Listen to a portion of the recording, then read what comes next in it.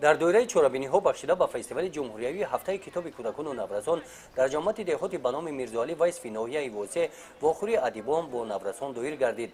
اشتراکچیان محفل ادبی شاعر خلقی تاجیکستان گلنظر کلدی، اکبر عبدالله، حقنظر غویب، رجب مردان، تورعلی زیوف، ظفر میرزایان نزد نوروزان برآمد نموده توجه کودکان را همه روزه به مطالعه کتاب‌های بدیعی جلب نمودند.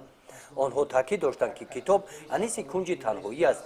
کتاب منبعی است که انسانها را در روحیه راستکاری، راستقولی، وطنپروری و انسان دوستی تربیت می‌نماید.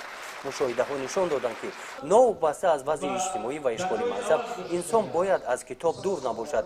کتاب انسان را صاحب احترام و آبرومند می‌گرداند. برای به اوج رسیدن انسانی تشکل یافته، راستقول و پاک وجدان، وطن دوست و وطن پرور، ادیبان از کودکان و نوروزان دعوت به عمل آوردند که رو به کتابخانه‌ها آورده بیشتر وقت خود را با مطالعه کتاب‌های بدیعی گذرانند.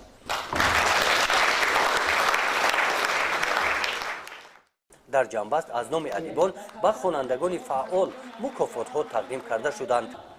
گزارش خواجه نظری خدای نظر ظهوروف از ناحیه واسه برای برنامه اطلاعاتی نوید.